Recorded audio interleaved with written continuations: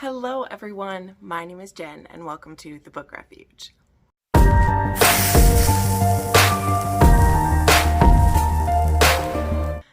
All right. Hi everybody. So before we get into anything else, I have an announcement. I'm super excited. If you follow my other socials, you might have seen it. I'm doing a big restock of my Etsy this weekend, and also everything is 25% off for Father's Day weekend. I'm extending that sale a couple days, so if you're watching this the day or so after it goes up, it should still be there. It is 25% off of everything, and I do have a few pre-orders for some of the designs that I'm doing, although I am getting caught up to them right now, so you shouldn't have to wait the full 2 weeks that it says. But the designs in this one are actually very exciting to me. They're Lord of the Rings designs. It's not only these if you're not a nerd for them like me, but there is a design that has the ladies. There's one that has some of the men and some ladies on it. There's the One Ring. And then there's this cool kind of just like black and gray tone. I thought these might actually be some cool ones for the male persuasion, actually, because they're not too girly, which is great. And then I also have this really pretty like handkerchief fabric. And I'll have them in all the sizes. I just don't have everything made up yet. I have 3 new computer sleeves that are up. If you don't know, these will fit a device like a Chromebook. They are a 10 by like 13 is about what they fit. I mean, they'll also fit super big books if you have those as well, but these are great. I have these 2 and then another design that's going to be going up. I also did a few new tissue covers that weren't in the winter stock. So if you don't know, these are really fun. They're for your purse. You can take a little travel pack of tissues, which they do come with an unopened pack. The first one that you buy does. And it fits in just like this, so it doesn't get all grunchy and grody and nasty in your purse. I have also been testing these out, and I use it for myself that my tampons actually fit in these. I have the half size ones. So that's a cute way to fit those in there too. So I have that design, this cute little bee design, and then there's some others like these. These are a cute little stuffer for your cart, and they're adorable. I also will have some bookmarks restocked. These are really fun. I love these bookmarks so much. Let me see some cute ones. I have some of the flower ones, some of the bee ones. I still have, oh, and I do have a few that will be Lord of the Rings. These ones are double-sided, actually, like that. And then the final thing that will be in there is I made a few more of the trinket trays, too. These have been really fun. So these are just a cute little tray. They can go in your bathroom or on your vanity, and you can put your rings in them or some lip gloss or whatever. These are just a cute little design. So I have some bee with the handkerchief inside, and then I have the ladies on the outside and the dark on the inside, and I have the One Ring and the dark on the inside. So those are a bunch of what is in the shop right now. Again, everything is 25% off this weekend, so please go and check that out. This really does help out the well, I would say the channel, but I mean the woman who runs the channel for sure. And I also just love sewing, so it's a lot of fun to be able to bring these to you. So I hope you will check out the sale. I'll of course have the links down below, and yeah, I hope you like it.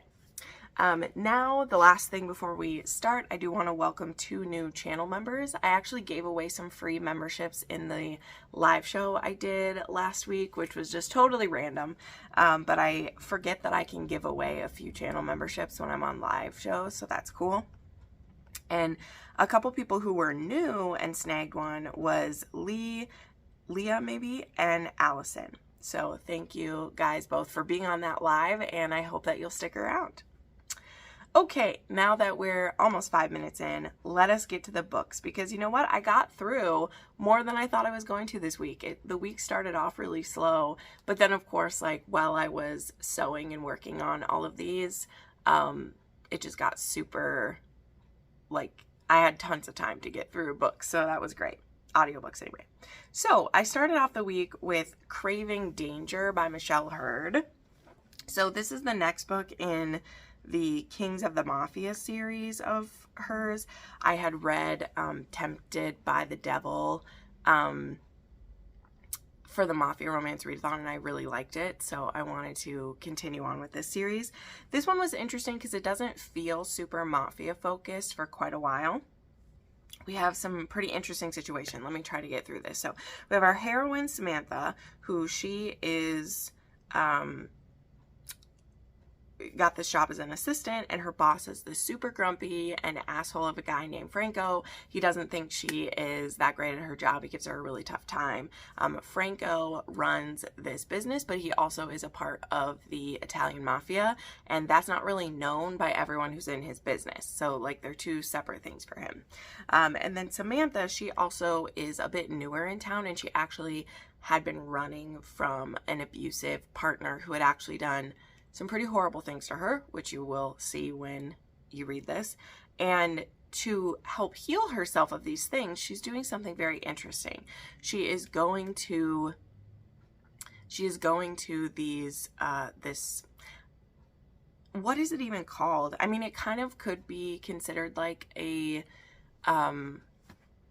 maybe like a sex club, but you can do other things. That's why I'm bringing it up, because she goes to this and she's paying to meet with someone in a room and just sit with them in a like secure location, because like there are cameras on the place for security purposes, and there's people always watching, and she is very frightened of being alone with a man at this point because of what happened to her. So I know this is confusing to explain. It's not as confusing when you're reading it, because you understand what she's trying to do is she's trying to work her way up to being okay. Now this club that's owned, this place that does the pairing up of people, is also a business owned by Franco, but it's not one that everybody knows about that he owns it.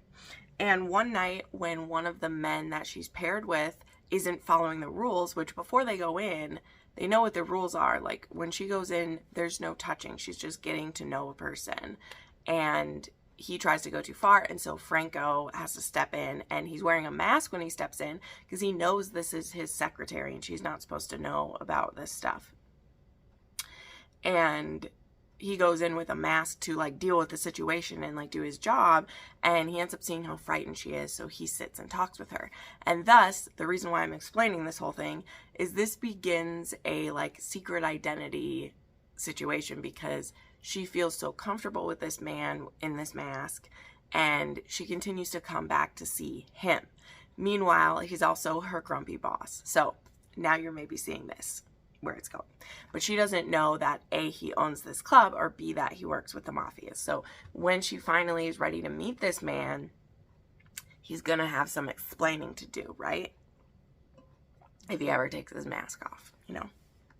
So next up, I read a wonderful little book. I read Unstitch by Elodie Hart. Now, a couple reasons I picked this up. Number one, I found out that Elodie Hart is also Sarah Matterson, who wrote The Rest is History, which I read last week, right? Yeah, I read that last week and really enjoyed it. And that is her, like, her contemporary, like, less erotic pen name. And now I had read Unfurl, I think, whichever the first book in the Alchemy series is, I had read, which is about this girl doing a program to lose her virginity, and there's different owners of this sex club, and they do all, and there's this woman named Belle who wants to lose her virginity, and so she goes to this club to do the different steps so that losing your virginity can be like pleasurable, and it's about women taking their power back and all this. So I enjoyed that one okay. I didn't really have a problem with the setup or the sex club. It was their relationship that I just didn't care for it as much, but I was intrigued. I just didn't continue reading it. Well, now there's like 7 books in this series, and when I was looking up Sarah Matterson books, the Elodie Hart books were coming up, and there's this one that has this model on the cover, which you've seen, and he's a model that I love. I can't remember his name right now. Is it Luke or whatever? I don't know, but he's the model on a Sierra Simone book, and he's on the cover of Pam Godwin, and he's just been a lot. He's a very striking model. I really like him. And I was like, ooh, because she had changed the covers of this from the like word focus covers to the man covers, which is great because to me that shows erotic romance more, because these are erotic romance novels, whereas just the word cover is a little deceiving. Like, it's fine, but you know kind of what you're getting into with this. And I saw this one pop up and I was like, ooh, what's this one? And it said that it was an MMF. And I was like in the mood for it after having read Honeycut last week. And I looked into it. So this one is about Darcy, Max, and Dex. Now, I hope I pick the right people for this. I apologize. So obviously we have Darcy. She's one of the sisters of one of the part owners of the club, and she gets invited to be a fluffer, as it's called. But so basically she's doing kind of like a stripping or erotic dancing at the beginning, but she's not one of the people that is gonna, she's not there to sleep with anybody. In fact, her sister is like, please don't sleep with anyone, because you're supposed to be seen as this unattainable person who's there in the beginning, get everybody horny, get everybody ready to go back and play in the club. So she's happy to do this. And then we have Max, who is an older gentleman there, who he is bisexual, he is super sexy, and he wants to sleep with Darcy. And so they're playing this game back and forth of like, she's like, I'm not supposed to sleep with anyone here, and he's like, I know, but do you want to sleep with me? And they're going back and forth. And pretty early on, like, eventually she gives in and they're sleeping together, and it's hot. Like, they're hot. But then she's at an event there and she meets Dex. Now, we find out that Dex is Belle's brother. So from the very first book, I didn't even realize I was picking one. Like, Belle has an older brother, and they were both from a very religious home. They have some religious trauma that goes along with that. So Dex is definitely very like repressed in a lot of ways. And there are some things in his sex life that he loves that are very innocent, but we're supposed to get the hint that he may be interested in men as well, but that's not something he's ever going to explore in his current life, And so, when Darcy meets him, she's very attracted to Dex, and they have this great little flirty flirt. And so what does she do? She's currently in, just like a casual sleeping with Max, but she goes to Max and she's like, are you interested in threesomes? And he's like, yeah, I love it. Give me any kind of hole. Give me any kind of partner. I love them. He's, like I said, he's bisexual, and he is comfortable with everything. He's definitely a dom though, and he likes dominating any sex of people for sure. And she mentions that she would like to have a threesome, and she's found the person she wants to have one with. So Max is like, okay, I'll scope this guy out. And when he goes to see him and try to lure him in to this threesome, he's like, oh boy, this boy. He's a very repressed bi boy, and he doesn't even know it. And so they go about kind of tempting him into this threesome. And it's, of course, you're only going to be touching Darcy. Like, I won't touch you at all.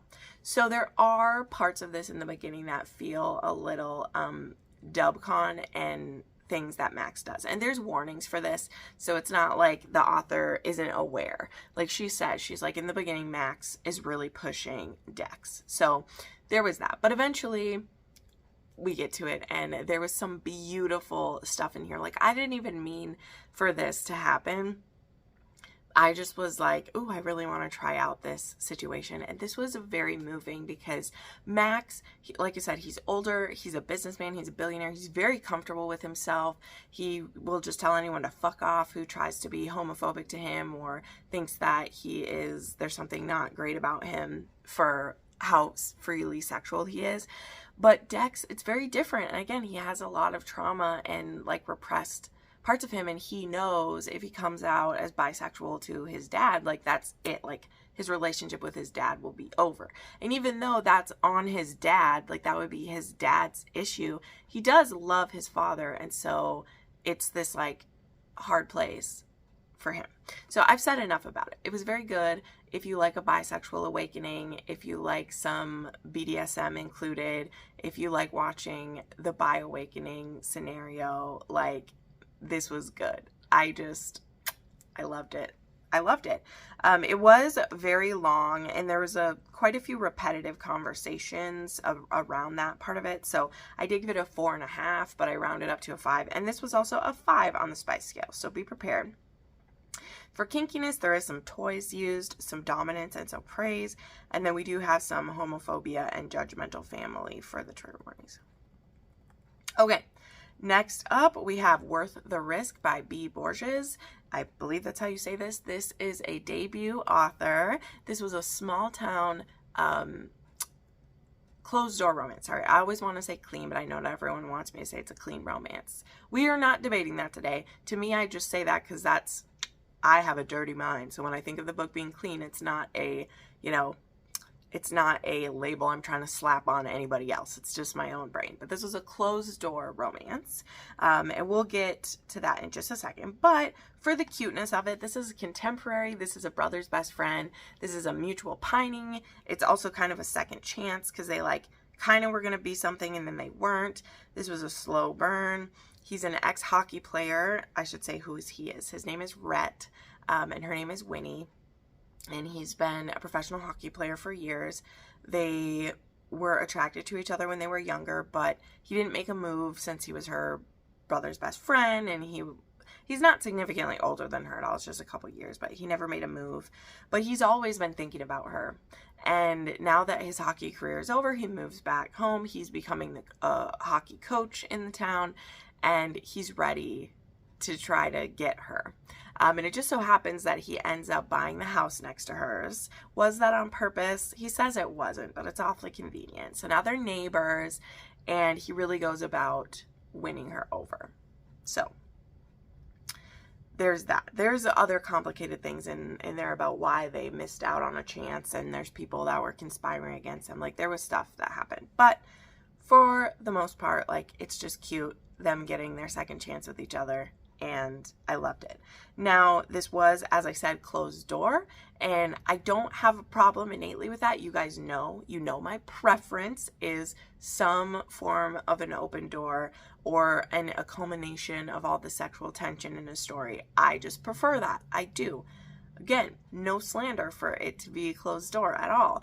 But what did bother me is that this wasn't said anywhere. And I don't know if it's because the author's debut and she didn't want to limit her audience or whatever, but I can see some people being mad when they read it and they aren't told, because a lot of people like to know these days. Like I said, I would have probably still read this because I found it on the author agency site. It looked so cute. It was a debut author. I wanted to give them a try.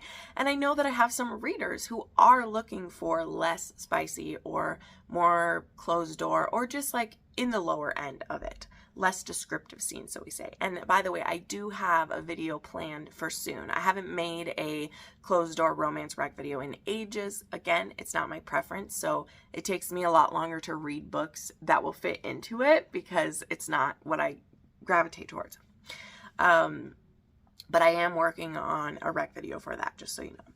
But I just don't think it's ever good to surprise people with it, especially when, let's be real, when you're advertising and marketing within the group that are looking for spicy romance. All you gotta do is throw a word in there. And I went back and meticulously looked because I was like, was this a me problem? Did I not notice the closed door or clean? Or, sometimes people are saying sweet as will equal that it's clean or closed door. And I'm like, that's bullshit, because there's plenty of raunchy, spicy romances that are also sweet. But none of those words were in the blurb description. None of them were in the ARC sign up.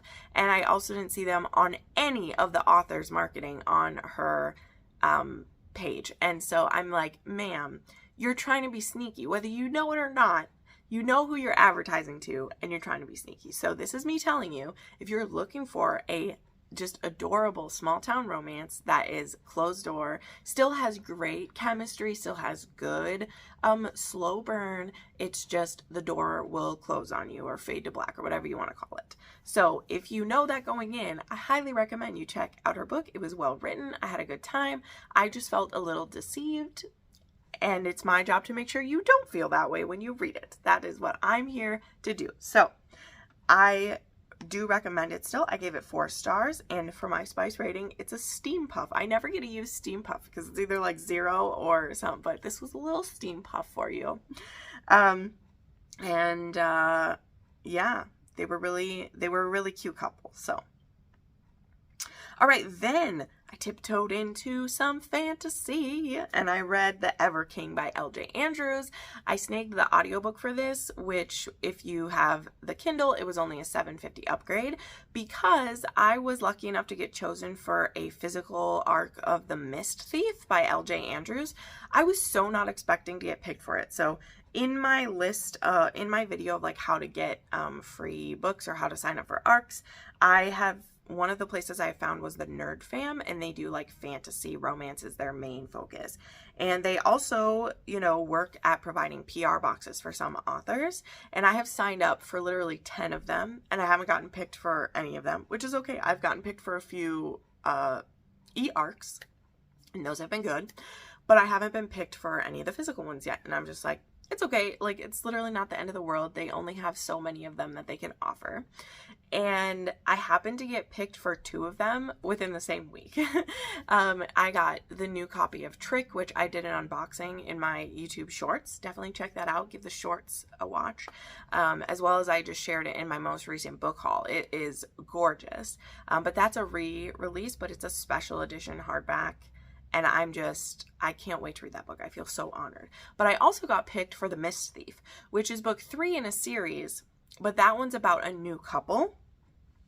And they were like, you can pick up with this one. It's just fine. And I'm a type of person where I was like, well, I didn't think I was going to get picked for this PR box, which was my fault. I should never assume anything. And I was like, dang, I want to get caught up because even if they say it's a new couple, we know how that is. We know how that is if we're readers. You're still going to want to read it. I already feel a little confused that this is a spin-off series from her big world that she has. My sister's actually reading those right now. But I obviously didn't have time to start with those. But the first 2 books in the series are The Ever King and The Ever Queen. The audiobooks are both available. In fact, I think the sale is still going on. If you're watching this, if you happen to be watching this on Sunday when it goes up, I believe the Audible sale is still going on, and The Ever King and Ever Queen were a part of that sale.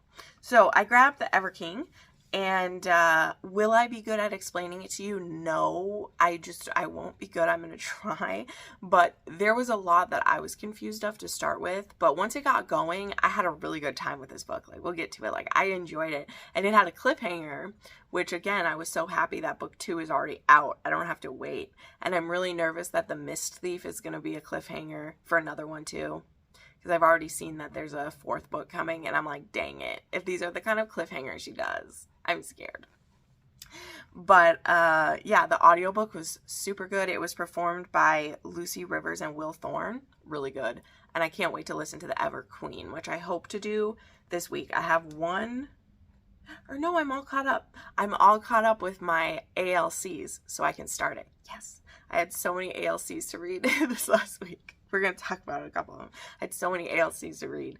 But I want to read The Ever Queen so that I can get to The Mist Thief. But okay, all of that.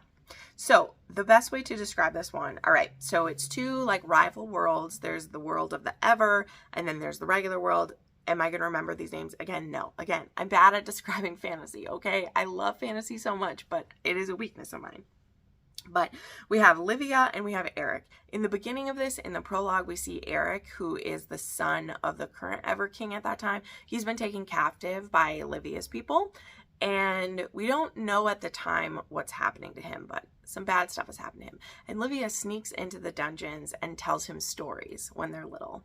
And he actually leaves her with this artifact to keep safe because he's like, please keep this safe for me, and someday I'll be back for it. Well, he gives her this artifact and something happens with it. I won't spoil that because it was kind of cool. But then he ended up either escaping or getting sent back, and she's had this artifact and is waiting for him to come and get it, aka is scared for him to come get it because of what happened to it. But now she's grown up, and he is now the new Ever King, and he is you know, wants revenge against her family the same way that, you know, there's just been this war going back and forth. And so in the beginning of this story, he shows up and he's there to actually attack her father, but he can't get to her father because I believe he's like literally out of the country on like a mission or whatever, or a like diplomatic thing or whatever. And so instead he finds her, which he calls the songbird. He's called the serpent, she's the songbird, which when you read it, you'll understand why that fits in there. So he kidnaps her instead because he wants to find out, you know, get her father to trade that artifact for her. Again, he doesn't know that her father doesn't even know about this artifact because of what had happened to it. So she gets taken captive by him. And to get to the Ever, you literally like get on a boat. This felt very Pirates of the Caribbean. Okay, it was definitely there. There was definitely pirate vibes to this for sure. And they have to like go through the Ever, which the way it was described, it kind of sounds like, I don't know, like the boat like twists or goes through something, whatever, and then you pop up in the Ever. So the point being like her family can't easily follow because the people of the Ever are the ones who make it possible to go through it. So anyway, again, I'm so sorry that this sounds like a jumbled mess. I really like the audiobook, but fantasy stuff is just, it's hard for me to explain it. So anyway, it's a captor-captive. It's enemies to lovers. They have this sexual tension. They have these, like, they feel so drawn to each other.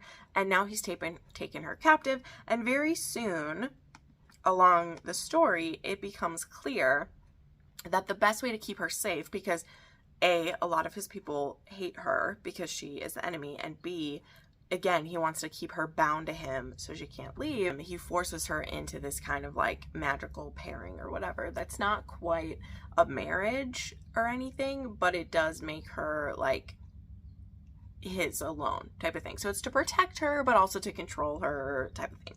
So there's really cool magic in here. Like in the Ever, you can use your voices to control different things. So there's some like kind of siren magic going on. There's just a lot of cool things. Again, if you're interested in that after the mess I made of explaining it, I do highly recommend it. All of these are on Kindle Unlimited, and again, the audiobook is really good. And I'm going to be reading the Ever Queen this week because the cliffhanger, y'all, was intense. So yeah, I gave it 4.5 stars, and it was a 2.5 on the spice scale. It was a super slow burn, but once it got burning, man, it was so worth it. Like, so good.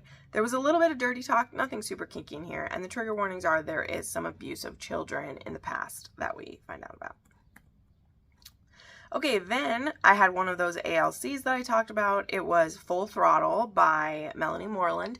This is the last book in the Reynolds Restoration series, and this is about Cherry, who is the mother of Hannah, who in book 4, Hannah is a police officer who's moved to town, and Cherry is her mother. And then we have Dom, who he is a new member of the crew at the Reynolds Restoration garage. And when Dom meets Cherry at a get-together, when like Hannah is moving to town and everything, he instantly wants her. So this book actually takes place like kind of at the same time that a lot of, I don't remember what just the previous one was, but whatever book 4 was, the one with Hannah and Chase, this one's kind of taking place at the same time. So we get to see the echoes of that book in this one. But this is a later in life romance. They're both in their 40s. I believe they're 46 and 48. And Dom is just sure that he wants her, and Cherry's very like, oh, I'm not going to find a true love again. Like, that's not going to happen for me. And Dom is like, I'm getting you. So their romance is very low angst. There is a conflict that has to do with Dom's, like, his son has been kept from him for many years, and he's kind of going through a custody battle. So that's actually what the drama is. But this was a very sweet romance. I loved these two together, and I love that this was characters in their 40s, and I gave this 5 stars, and it's a 2.5 on the spice scale. It was sweet. It was beautiful. Then I read Silver Fox by Kayla Gross. This is a new release, and it's a spicy little age gap novella with a silver fox. Shocked, right? This was a fun little, honestly, like summertime read. We have Alex, who she's 30, so this isn't like age gap where it feels icky. Like, she's 30, and he, I believe, is in his like late 40s. So, because I think he's like 15 years older than her. So, I mean, yes, he's older and he's her dad's friend, but he's like her dad's younger friend and like business partner or whatever.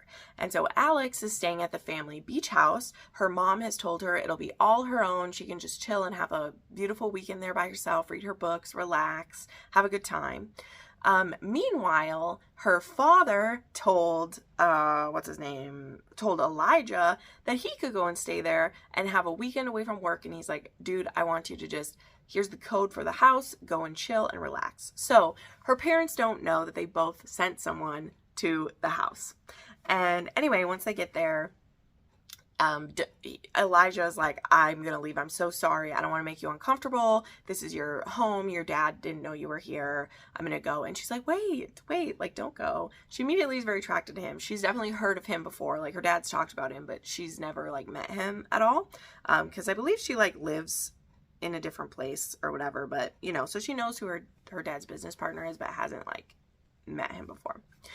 And anyway, she's very attracted to him, and so she kind of like convinces him that they'll have a fling for the weekend. So that's what this is.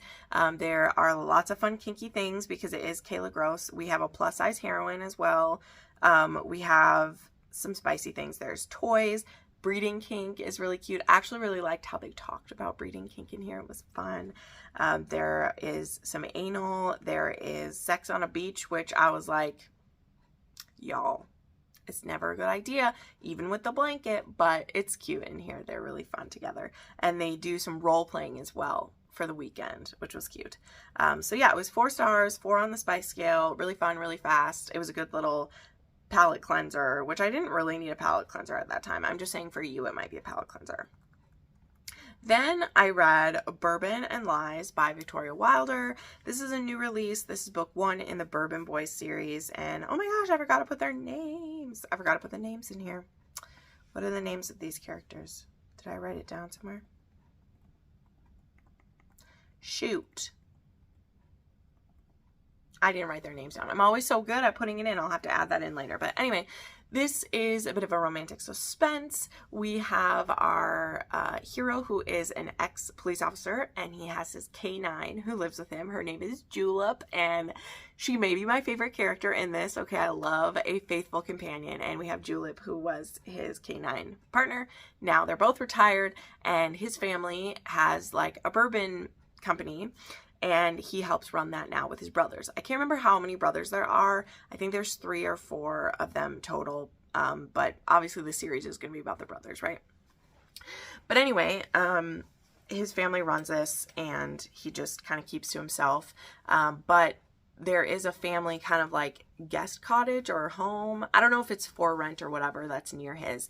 And this woman ends up getting brought there to stay. She shows up and stays, and he immediately doesn't trust her. Well, he has a reason to maybe be suspicious, but it's all on the up and up. Our heroine is actually on the run with WITSEC. So WITSEC actually places her there because this is going to be a safe place. So the family, of course, like his family, they don't all know. I think one person knows, because that's the person who has the connection to it. I don't know.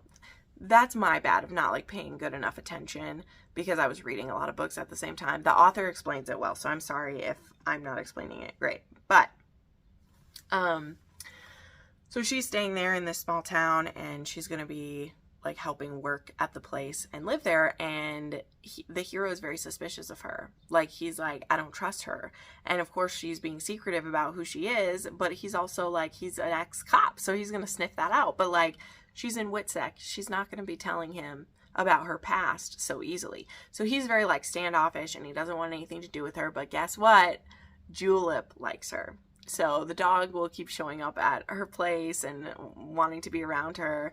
And he's just so grumpy about that, because he's like, Julep, we're not supposed to trust this girl. But the dog obviously does. So you're fighting a losing battle, my friend. You definitely are. But I love that. It's cute.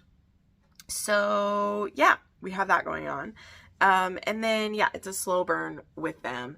And we slowly find out why she's in WITSEC and who's after her and what's going on. And I gotta tell you, this was like a slow build for me. And then the last like 30%, and it's not that it was boring up till then. I just mean their relationship was slow.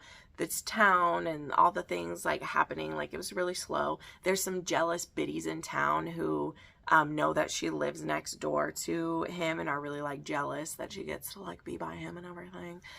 So there's some of that.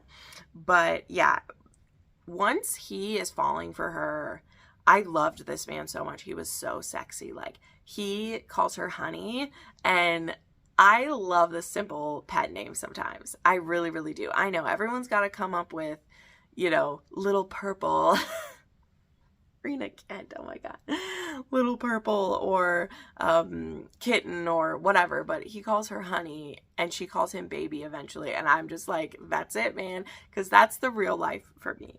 And there are some really beautiful scenes that he has with her that I don't want to tell you because they'll like spoil stuff, but some decisions that he makes are really great. And I gotta tell you, Julep is the hero of this story. This dog puts herself in danger a couple times at the end, and I was like, don't hurt my baby, but no dogs are killed in this. We're good. But Julep's the hero. I'm just saying so. So I gave this 5 stars. I just did. At the end of it, I didn't have anything that were big enough gripes to knock it down for me. This was my first Victoria Wilder, and I really liked it. It was a 3.5 on the spice scale.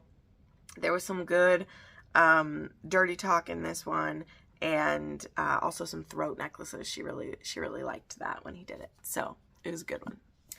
All right, then just briefly, I'll say this because you guys will either like want to read this or you won't. I did a reread of North and South with Crystal, my book bestie and big sis. She has never read this. I have read it quite a few years ago now. I actually buddy read this book with Murphy Napier. I brought that up a few times, but one of my copies, I didn't realize that I forgot that I annotated this when I read it with her. But this is one of my favorite classics. I mean, I love the BBC drama. I will tell people I watched the BBC drama before I ever read this, of course. Pretty much every classic I have watched a movie version before I read it because classics aren't my thing. They're just not. But this one, I wanted to know more about these two. You know, in the same way that I learned more about Darcy and Elizabeth when I read the book, of course, I picked up on so much more. But I will tell you, of all the classics that I've watched an adaptation of, this is one of the closest retellings. It really is. Pretty much the only things that get cut out of this are some of the repetitive discussions about the field of business and stuff like that. There's so much that they took from this and put into there. So feel confident if you've never read this that it does that. And one of the very first reasons I read this is the way that the movie ends is so abrupt. Like he like gives her a kiss and like it's over, and you're just like, oh, I just need like that one more scene when they're happy together, or like the wedding scene, you know, like at the end of Pride and Prejudice, you get the scene at the end of Sense and Sensibility, you get the scene where they're like throwing the coins to the people, and no, it just like ends. Well, the book ends even more abruptly than it ends in the show. And there actually is a fan fiction out there. I call it a fan fiction. It's a published book, North and South. I have to talk about this because if you read this and like it, you are going to want more. And because this is a classic and it is, you know, anyone can do what they want with it because the, what's it called? Trademark? The copyright is expired. There is a published book that is basically a fan fiction that was able to be published, right?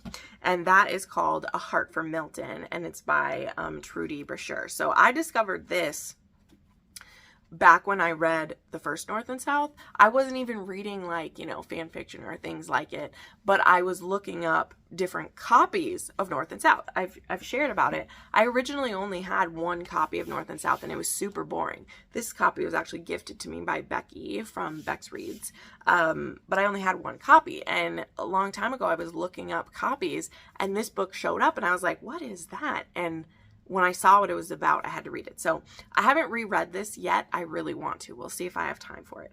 But this basically picks up, well, okay, it changes a little thing at the end, which I won't go into all of it right now because, again, I may reread this and then we'll talk about it. But it changes a couple little things at the end, but then it goes through the first year of their marriage. So we get to see them get married. There's a little bit of open door cuteness in here. Nothing like, it's not like it gets raunchy with them or anything. So if you still want things to be closed door for your classics, like there's just a couple scenes and you could basically skip them.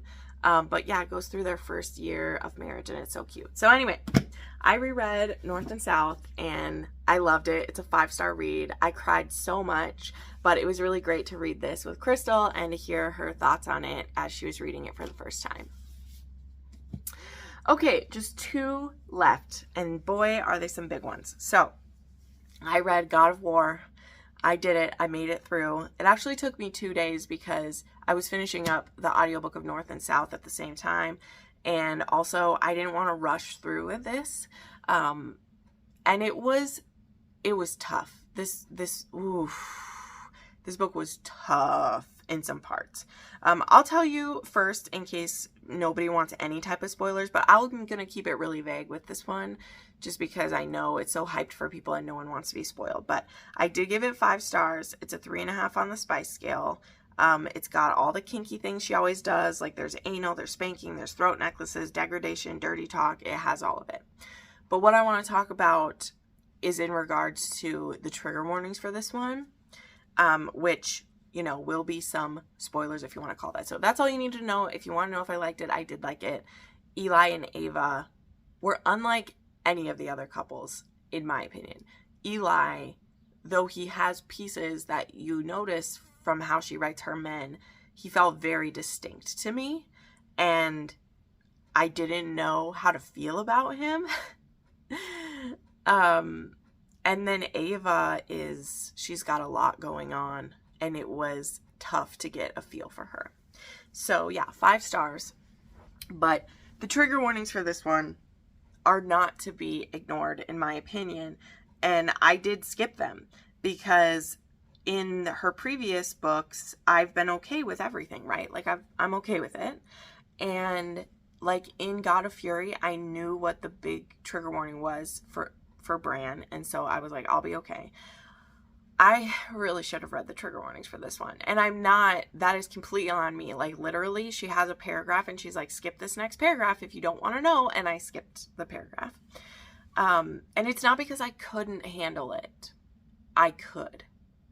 But this was heavy on the self-harm, suicide attempts, and mental illness. Because in this story, Ava's the one who's really struggling with her mental health. And it is like hereditary and deep-seated and painful and so hard to watch. So though this starts as an amnesia story, when we find out why she has amnesia and what's going on, it isn't your typical type. It is psychosis induced. And we see Eli, you know, you've seen the teasers, you know that they got married and she's forgotten it. And Eli is the one that she's married to, and like he's in charge of her, and you just don't understand how she would have gotten into a situation where, even though, because I was right, she was in love with Eli when she was young and he rejected her, he wasn't interested in her, but yet they've played these little petty games with each other for the past few years, which is what we've seen in the other ones. As we start to unravel how we got to where we are, there are some heartbreaking things along the way. Like, why has her family let him be like this? Why is she fully under his control the way that she is? And a lot of it has to do with her mental health. So I had to stop this a couple times because her mental health was really hard to watch. Because, I mean, your mental health is never your fault. But the way it's so out of her control is really hard to see. And it just, I know it happens to people in real life. And so it's just hard. It's just hard to see. So yeah, I have an uncle who has some serious mental health that has been under control with medicine for the last 25 years. And as he's getting older, it's deteriorating really greatly. And so to see that in a young woman, and of course, they're not the same things. They're completely different mental illnesses. But I also think we are so much more aware of mental illness, though it's still not fully understood. Of course, it's so hard to get to that, but it is more understood now. But I also think that what we call like our depression or our anxiety or this or that is one thing, and it's valid. This is not me invalidating it at any point. But when I think of like my anxiety and my depression, I don't have to have pills to live. I don't have to have pills to not hurt myself. I don't need those things. They help me, and I'm not afraid to use the tools to live my best life because I don't want to suffer and I don't need to. But also, if I didn't have those, I wouldn't hurt myself. Okay? Am I making this clear? To read about a woman that she must be regulated, she needs monitoring, she needs help, it's very different. And it's so helpless. And to see Eli, who, he was very interesting to watch his onion be peeled through this, like, because the burden that he's taken on for a man who likes to be in control and who likes to be dominating everything and who likes, you know, to have fallen in love with this woman who is 100% chaos, but yet he needs to be so careful. Like, the razor's edge, literally, that this man has walked, like, it was kind of fascinating to me. Now, why wasn't this 6-star read? Let's say that, because there were times where I thought it would be. I do think that some of this is a little too complicated. I mean, I'm glad that she took more time than less time, because for this type of story she's telling, it needs care. And there'll still be people who think she does it wrong or whatever. Well, it is still fiction. I'm not holding her to the highest level of like, you must tell this type of story or whatever. I think that for the knowledge that I have as a layperson, it's done well, but it's also very complicated. And there were times where I didn't like care about those things. I just wanted to see how Ava and Eli were dealing with it. And it would kind of pull me out a little bit. But again, I'm glad she focused on those parts of it so that it doesn't just feel like she's using this for shock value, right? Like, I felt so much for Ava and Eli in this one. So anyway, I will have put up a spoiler tag for that. I will take that down now. So yeah, I found this book to be very powerful. Yes, it was still sexy and beautiful, but there was a lot more of kind of a like suspense element and a mystery element to this. I thought that amnesia was handled in a very interesting way, especially because, again, I mentioned this in the spoiler part, but it's not like a spoiler here. It's not the typical type of amnesia, we'll say. You know, it has to do with some other things. And so for that being the case, I really enjoyed how that element was handled. Amnesia, as you know, I've talked about a lot recently, is a trope that's very difficult for me. But again, the reason for the amnesia and the way that it's handled in here, I thought was very interesting. And yeah, I loved this couple a lot. This wasn't my favorite one in the series, but I don't want to degrade it by saying that. Like, God of Fury is always going to be my favorite one. Now I can fully say it. God of Fury is my favorite 6-star read. This one, to me, I liked it more than God of Ruin, but God of Ruin and this are kind of like on the same level for me. And then it's God of Malice, God of Pain, and God of Wrath, like way down there. So I still think this rounds out the series in a very strong way. This one's taking place a few years after the events of everything else, so everybody's engaged in this one. It honestly was a little monotonous sometimes because she would need to mention every couple and what their status is, which, like, I want to know how they are. But I also think that she could have just like done a second family tree and just showed all the pairings too, because like but it's a few years later in this. He's 29 and she's 23, I think, in this, or it's 22 and 28, whatever. They're 6 years apart. And everybody's a few years older. So we do get peeks at where everybody's at. We get some good cameos. And yeah, their story was really powerful. So 5 stars for them. 3.5 on the spice scale. Maybe more of a 4. It probably rounds up to a 4. But it's a long burn before there's any of that going on, just because of everything. So yeah, if you skipped my spoiler parts,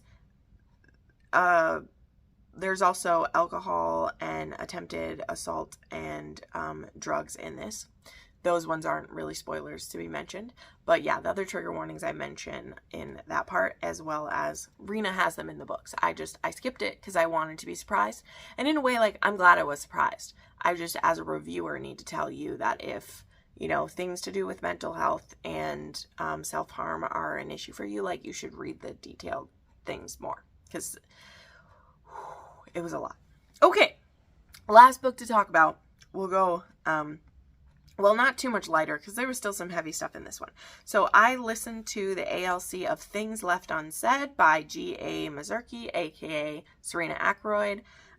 This is the first book in her 7 Seas Pigeon Creek series. This is number 1. Yes, this connects with all her other books. So I was nervous once I got into it, because I didn't know it was connected. I did not know. I haven't read her hockey ones. Maybe I will someday. Okay, guys, maybe I will. I don't know if I'm that interested in continuing with her. Like, I don't know where I'm sitting at with it. Because at least with this one, we didn't have to have the POVs of people. That's why I wanted to try this author title, because I thought it was going to be fresh. So I'm being a baby about it. It's not the end of the world. And I know some people will be happy it's connected. They'll be happy. But the fact that I had to hear Link and Rachel and these people brought up, I was like, I don't care. Like, I literally don't care about them anymore. I'm so over that world. But anyway, again, I'm being a bitch baby. It's not that big of a deal. But our heroine, Z, she's a paralegal, and she's worked with the Sinners MC. She's been a part of their team and everything. But her family is in Saskatchewan. I believe I said that correctly. And she gets called home by her grandmother, who is forcing her into a marriage with a rival family. Now, this man she's being forced to marry, his name is Colt. His family is very wealthy, and it's for water rights that she's marrying into this family, and her family needs the money. And so she's being forced to do this. Her grandma basically threatens her. She has 3 younger brothers who are triplets, so there's them, and she's forced to come home. Now, part of the reason she left home is there was a fire when she was young, and she was blamed for it, and a bunch of beautiful horses died in this fire, including Loki, who was Colt's horse, but also like her heart horse. This horse, she would go and sit in his stall, and he got her through a lot of tough times in her home, and she was friends with Colt. Now, he was a few years older than her, and she made a pass at him, and he rejected her. He said, no, nothing's going to happen. And that same night, this fire started, and he saw her running from the barn when the fire started. So all these years ago, she was blamed for this fire. He covered for her because he didn't want her to go to prison, but he has hated her since then because Loki and all those beautiful horses died, and he blamed her. And she, basically left town in shame when she did not cause that fire. I won't spoil who did or all those details, but she didn't. And I mean, we're told that from the beginning. And when she's brought home and going to be forced to marry him, she so doesn't want to marry this man who believes that she would murder innocent animals. And when they're about to get married for this, he's like, what's it going to take for us to get along? And she's like, I just have one question for you. Why do you think, what would make you think that I would kill Loki? Do you honestly think that I was so upset that you rejected me that I would kill not only Loki, but a stable full of animals? And that one question asked at the beginning of this novel, he realizes that he fucked up because he's never asked himself that question in all these years. And he's like, oh my God, you wouldn't. so who did? So throughout this story now, you know, she still hates him because of how he doubted her and just all the trouble it led her to, but she's willing to marry him. She gets moved into his house and she's starting to live her life. A couple other fun's a weird thing. She has type 1 diabetes that is heavily dealt with throughout this. She has a glucose monitor and she has apps and stuff, and it's actually kind of cute. It is kind of cute though, because everyone, as they start to like really like her, like it's like being a part of a club almost. Everybody gets access to her like blood sugars and they all are helping her stay healthy, and I thought it was so cute. Like one of her brother-in-laws, he's a younger man and he becomes really close with her, and he has her app and he's always making sure that she's good and everything. So that was really cute, and it was integrated in the story very well. So loved seeing that representation.